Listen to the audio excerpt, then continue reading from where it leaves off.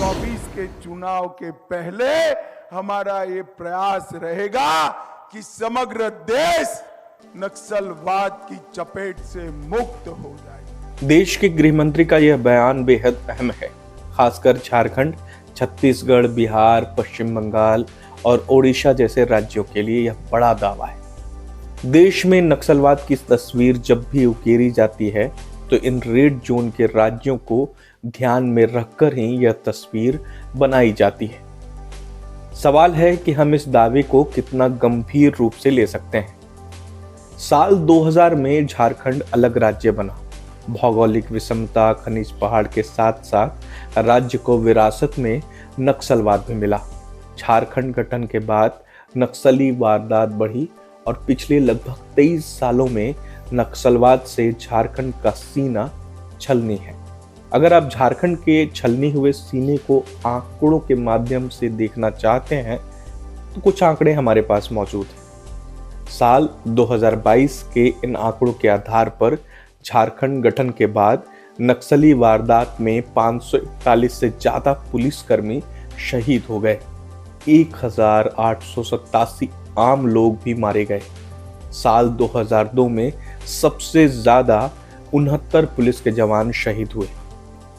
मुठभेड़ में 319 नक्सली भी मारे गए। 6265 नक्सली घटनाएं रिपोर्ट की गई। 1343 बार इनकाउंटर हुआ। अब भी आप खबरों में पढ़ते होंगे कि सर्च अभियान के दौरान नक्सलियों ने चलाई गोली या अंधेरे का फायदा उठाकर नक्सली भाग निकले।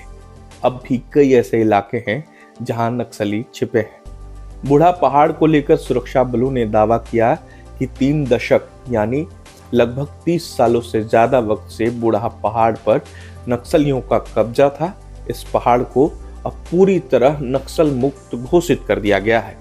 इस पहाड़ के नक्सल मुक्त घोषित होने को लेकर कई खबरें छपी, कई लोगों ने ग्राउंड रिपोर्ट की। यह पहाड़ झारखंड और छत्तीसगढ़ को जोड़ता है।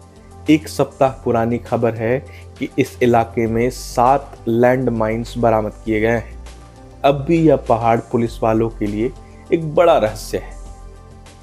अब भी इलाके में नक्सलियों के पदचिन्ह मौजूद हैं। बिहार के 10 जिले जो नक्सलवाद प्रभावित बताए जाते हैं उनमें औरंगाबाद, बांका, गया, जमुई, कैमूर, लखीसराय, मुंगेर, नवादा, रोहतास, पश्चिम चंपारण जैसे जिले शामिल हैं। इसके बावजूद भी साल 2022 में बिहार को केंद्रीय गृह मंत्रालय ने नक्सल मुक्त घोषित कर दिया। बयानबाजी या नारेबाजी के लिए किसी क्षेत्र को नक्सल मुक्त घोषित कर देना उसी तरह है जैसे बाहर में शौच मुक्त या हर गांव के बिजली से युक्त घोषित कर देना। यह कहां तक उचित है?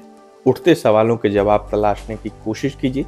चुनावी मंच से कही गई हर बात सही नहीं होती। कई बार जुमले सच मान लिए जाते हैं।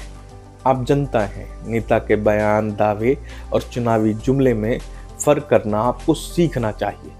मुझे भी उम्मीद है वक्त लगेगा, लेकिन एक दिन चुनावी जुमले, सच और दावे का फर्क समझ सकेंगे आप। तब तक के लिए इजाजत दीजिए। नमस्कार।